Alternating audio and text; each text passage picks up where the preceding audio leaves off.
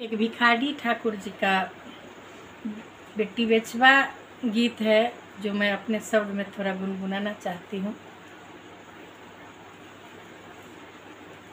गिरिजा कुमार कारा दुख बाहमर पार, अरे ढर ढर ढर कटवा लोर मोर हो बाबूजी, साफ करके अंगना गली, छिपा लोटा मांजत रहली।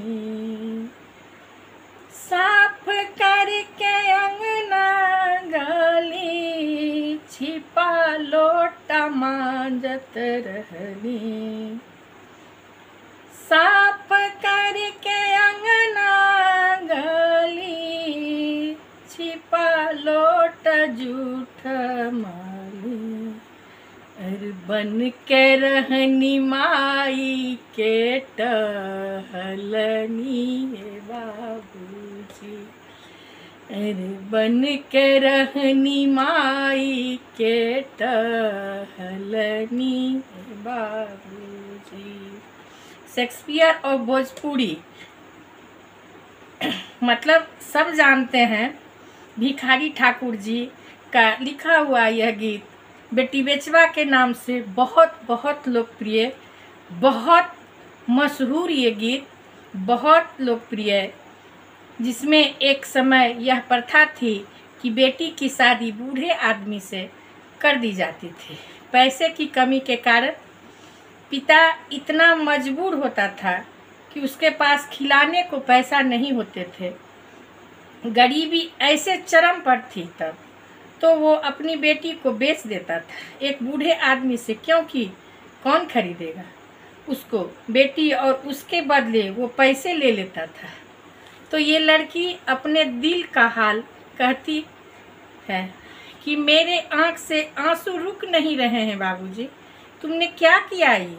मैं तो माँ की नौकरानी जैसी रहती थी, सब काम करती थी, जूठा बर्तन साफ करती थी, सारे काम निपटाती थी, सारे घर की सफाई करती थी। तुमने क्यों बेच दिया, ऐसा क्यों किया। आगे क्या कहते हैं।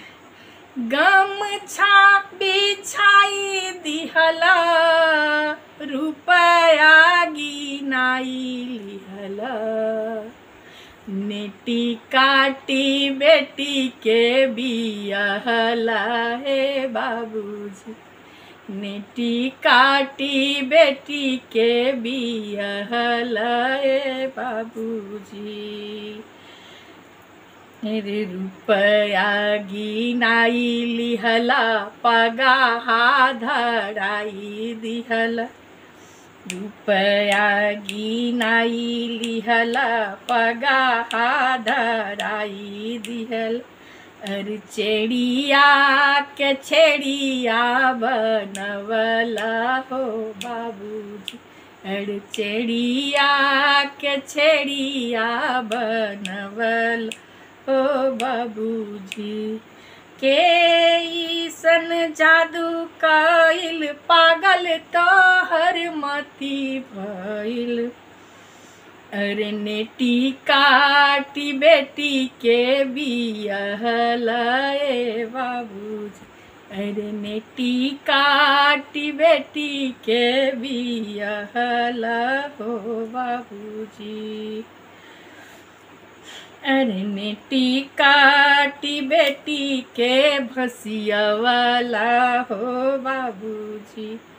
तुमने तो बैठ के पैसे गिने, तुमने तो हमें बेच दिए, और जैसे गाय का पगहा धराया जाता है, गाय का व्यापार किया जाता है, उस तरह तुमने तो मुझे बेच दिया। जैसे मैं खूंटे से बंधी हुई गाय थी। बहुत ही हृदय विदारक गाना है यह। वह कहती है कि हम तो अच्छा खासा नौकरानी बन के रह रहे थे तुम्हारे पास, फिर तुमने मुझे क्यों गाय की तरह बेच दिया। चेड़िया के छेड़िया बनवला हो बाबूजी, पता नहीं तुम्हारे पास कौन ऐसी मजबूरी थी कि तुमने जानवर की तरह मुझे बेच दिया। बूढ़बा से शादी भइल सुखबा सोहाग गइल। बूढ़बा से शादी भइल सुखबा सोहाग गइल। अरे घर पर हर चलबैला हो बाबूजी। अरे घर पर हर चल बवला हो बाबूजी। हंसत बालोग गैया के सूरत देख सैया। हंसत बालोग गैया के सूरत देखी सैया। अरे खाई के जहर मर जाइब हो बाबूजी। अरे खाई के जहर मारी जाइब बाबूजी। वो कहती है कि बूढ़े आदमी में मेरी शादी करा दी। गांव के लोग देख के हंसते रहते हैं, ऐसा लगता है कि हम जहर खा के मर जाएं। खुशी से होता विदाई पत्थल छाती कैली माई। खुशी से होता विदाई पत्थल छाती कैली माई। अरे दूधवा पिलाई बिसरैली ए बाबूजी। दूधवा पिलाई बिसरैली ए बाबूजी।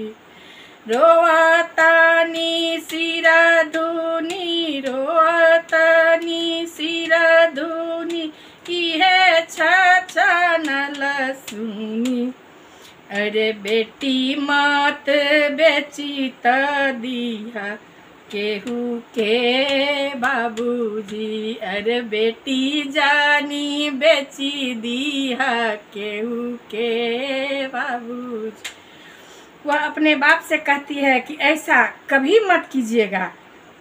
साफ करके आंगन गली छिपा लोटा जूठा मली बन के माँ की टहलने की तरह मैंने दिन गुजारा और आपने मेरे साथ इतना बड़ा छल किया।